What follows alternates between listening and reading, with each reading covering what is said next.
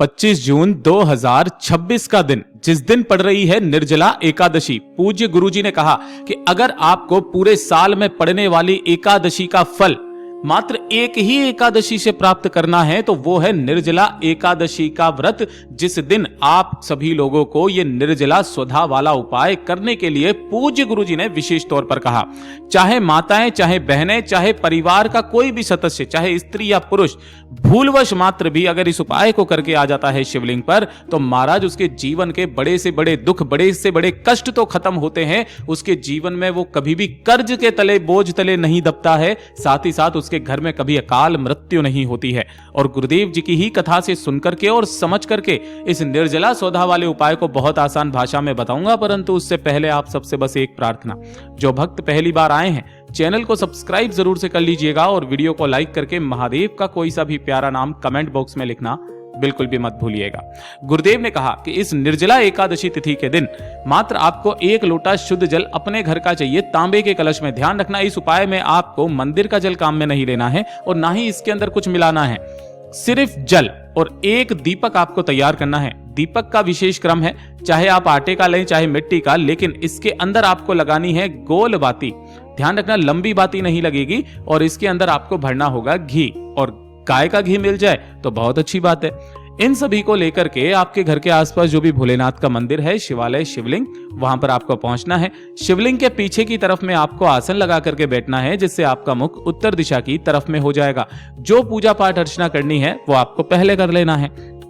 उसके पश्चात आपने जो 1 लोटा शुद्ध जल लिया है, उस 1 लोटे जल को अपने दोनों हाथों में लेकर के अब सबसे पहले अपना नाम बोलना है, फिर अपना गोत्र बोलना है, जो तिथि पड़ रही है उस तिथि को बोलना है और उस तिथि को कह करके इस संपूर्ण जल को शिवलिंग के ठीक शीर्ष पर आपको धीरे धीरे करके एक धारी से समर्पित करते चले जाना है।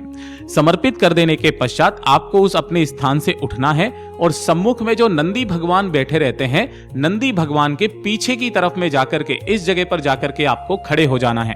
यहां से खड़े होकर नंदी भगवान के ये जो सींग हैं, ध्यान रखना, इन सींगों के बीच में से शिवलिंग का दर्शन करते हुए आपको 3 बार एक शब्द का स्मरण करना है। वो शब्द है स्वधा। स्वधा कौन है? स्वधा मैया पार्वती जी की नानी का नाम है, जो पितृलोक में निवास करती हैं और आपके घर के जितने भी पितृ होते हैं सभी उनके अंतर्गत आते हैं। गुरुदेव ने कहा, जो लोटा जल आपने शिवलिंग पर समर्पित किया है और जो भी जल जलाधारी से बहकर इस स्थान पर नीचे जमीन पर आकर के गिरता है, यह आपके पितरों के भाग में जाता है। पितृ तृप्त होते हैं, खुले हाथों से आशीर्वाद लुटाते हैं और आपके घर के बड़े से बड़े संकट दूर होते हैं।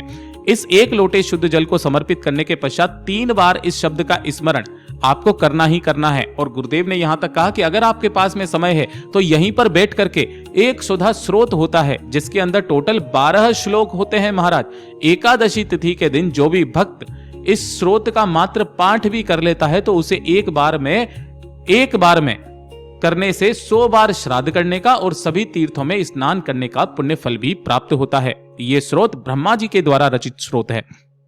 जब आप इस उपाय को कंप्लीट तरीके से कर लेंगे, उसके पश्चात जब आप मंदिर से बाहर की तरफ आएंगे तो शिवालय की चौखट पर जो आप एक दीपक लेकर के गए हो, अपनी कामना कह करके प्रज्वलित कर देना। महाराज, ऐसा कोई कष्ट, ऐसा कोई दुख नहीं जो उस दिन के बाद से आपका पीछा ना छोड़े। पूज्य गुरु जी का बहुत अद्भुत और अचूक उपाय है, जरूर से कीजिएगा। और ये दूसरे नंबर का उपाय करना बिल्कुल भी मत भूलना। ये मेरे उन सभी भाई बहनों के लिए है कि जिनकी भी नौकरी नहीं लग रही है, यानी कि जिनकी या तो बार बार नौकरी छूट जाती है, नौकरी नहीं लग रही है, काफी सारे एग्जाम उन्होंने दे लिए हैं, एग्जाम पास नहीं हो रहा है, चाहे प्राइवेट हो सरकारी हो। गुरुदेव ने यहां तक कहा कि अगर धन नहीं कमा पा रहे हो, पैसा नहीं कमा पा रहे हो, घर वाले आपको ताने मारते हैं कि तुम जीवन में कुछ नहीं करते हो, और जब आपके जीवन में कर्ज बढ़ता चला जाए, गुरुदेव ने सिर्फ एक उपाय बताया इस एकादशी तिथि के दिन। 1 लोटा शुद्ध जल अपने घर का लेना है और इसके अंदर आपको डालने हैं 11 तुलसी के पत्ते। अब एक चीज का ध्यान रखना कि जो 11 तुलसी के पत्ते लोगे ना, आपको तोड़ना नहीं है। तुलसी के नीचे जो भी पत्ते गिरे हुए हैं, चाहे वो खंडित ही क्यों ना हो, कोई दिक्कत नहीं है, आपको 11 तुलसी के पत्ते ले लेने हैं और उन 11 तुलसी के पत्तों को आपको इसी कलश के अंदर डाल देना है। इसे लेकर के आपके घर के आसपास जो भी भगवान नारायण के स्वरूप का मंदिर हो, चाहे राधा कृष्णा का हो, राम सीता का हो या फिर सत्यनारायण भगवान का हो, उनकी चौखट पर इस कलश को आपको रख देना है और चौखट पर रख करके इनके मंदिर की आपको 7 परिक्रमा अपनी कामना कह करके कर लेना है। ठीक है, जैसे ही 7 परिक्रमा खत्म होगी, आपको इस जल के कलश को यहां से उठाना है और उठा करके आपके घर के आसपास जो भी पीपल का पेड़ हो, उस पीपल पेड़ में आपको इस संपूर्ण जल को एक मंत्र के साथ में डालना है, यानी कि समर्पित करना है। वो मंत्र क्या है? ओम ह्रीम ओम हरिणाक्षाय नमः शिवाय। इस मंत्र को लिख लीजिएगा, ओम ह्रीम ओम हरिणाक्षाय नमः शिवाय। इस मंत्र को लिख करके रख लेना। इस मंत्र का स्मरण 11 बार करके आपको इस संपूर्ण जल को पीपल पेड़ की जड़ों में समर्पित कर देना। महाराज 3 से 4 एकादशी कर लो, गुरुदेव ने कहा 5वीं एकादशी तक आपको फल मिल ही जाएगा। पूज्य गुरुजी के सभी उपाय बहुत ही ज्यादा खास और अद्भुत है, जरूर कीजिएगा। वीडियो पसंद आए तो लाइक करना, चैनल को सब्सक्राइब जरूर कीजिएगा।